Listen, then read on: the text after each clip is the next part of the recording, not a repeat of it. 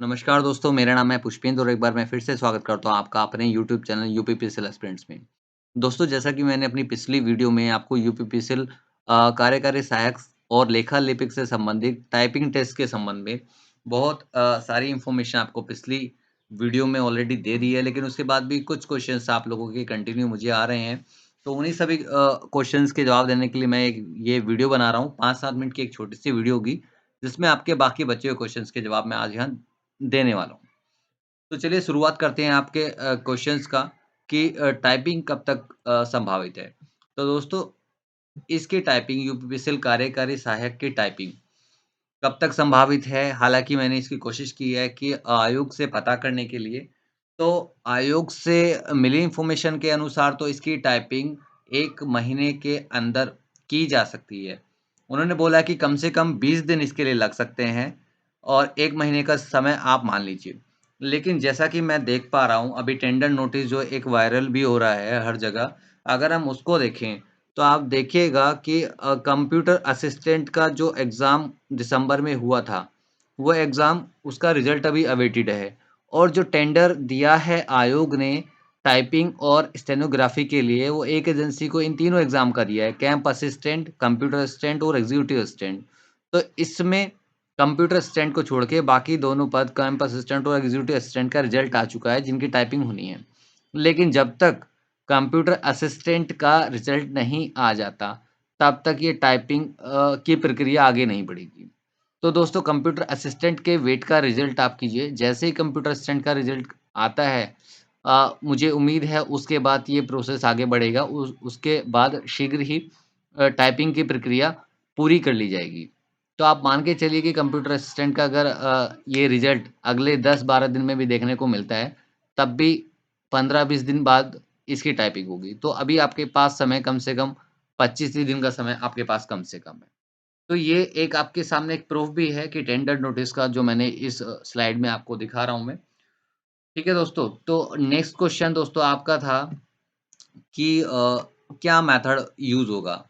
Specially English के लिए काफ़ी लोगों का क्वेश्चन था कि इंग्लिश टाइपिंग में स्पीड कैलकुलेशन में सर 1 ईच वर्ड का मेथड यूज़ होता है या फिर की स्ट्रोक मेथड यूज़ होता है?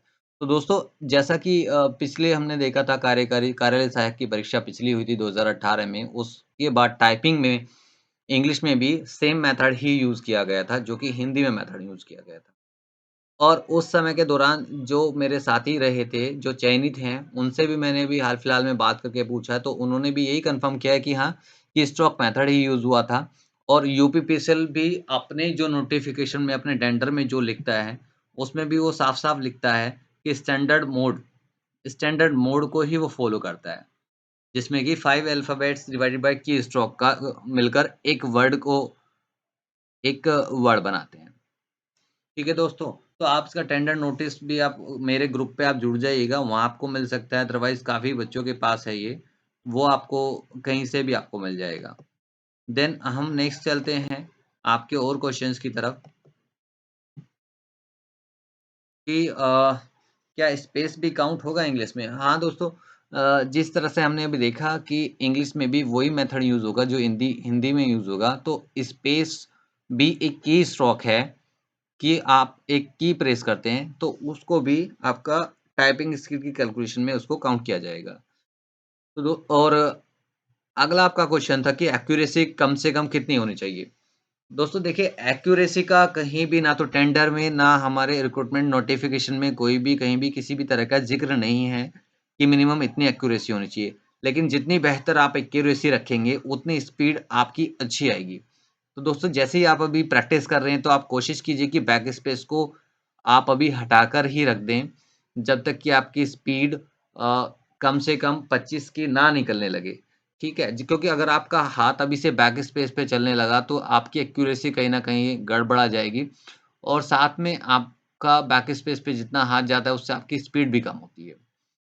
तो एक्यूरेसी का यहाँ पे कोई मैटर इतना नहीं करता है, लेकिन आपके रॉन्ग वर्ड्स की पेनल्टी ज़रूर आपको मिलती है इसमें, ठीक है?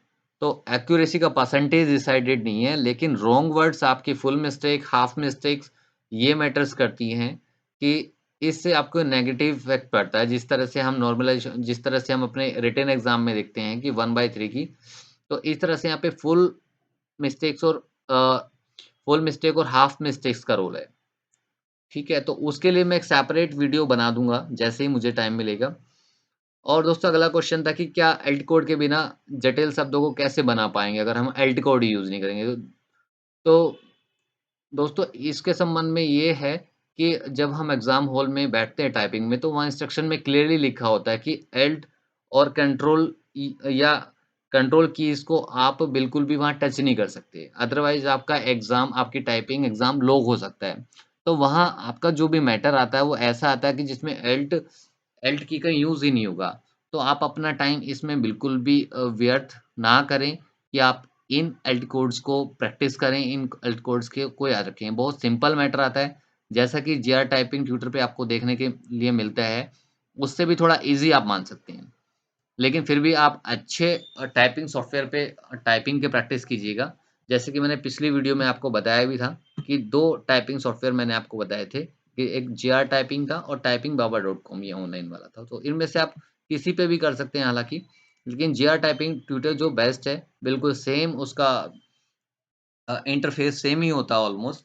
फ़र्क सिर्फ़ इतना होता है कि जीआर टाइपिंग में जब हम टाइप करते हैं तो मैटर हमारे पास ऑलरेडी सीन हो जाता है, जिसे हम 1 मिनट पहले पढ़ के और तब टाइप कर सकते हैं। लेकिन वहाँ का जो सॉफ्टवेयर होता है, वहाँ जैसे ही हम की प्रेस करते हैं तभी हमारे सामने मैटर आता है। तो हमें वहाँ टाइम नहीं मिल पाता कि हम पहले से मैटर को कुछ पढ़ लें और तब हमारे लिए ईज़ी रहेगा।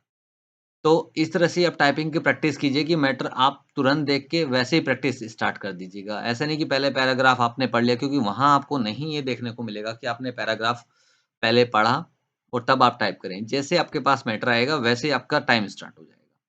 तो दोस्तों आज की इस वीडियो में यही इन्फॉर्मेशन थी जिसके लिए कई लोगों की कॉल्स मेरे पास आ रही थी। तो अभी इस वीडियो में बने रहने के लिए थैंक यू सो मच और थैंक यू उन सभी लोगों को जो मेरे चैनल से जुड़े हैं और नहीं भी जुड़े हैं, मेरी वीडियोज़ को लेकिन देखते हैं और मुझे कमेंट्स में एप्रिशिएट करते हैं। उन सभी लोगों का मेरी तरफ से thank you so much. So thank you so much guys.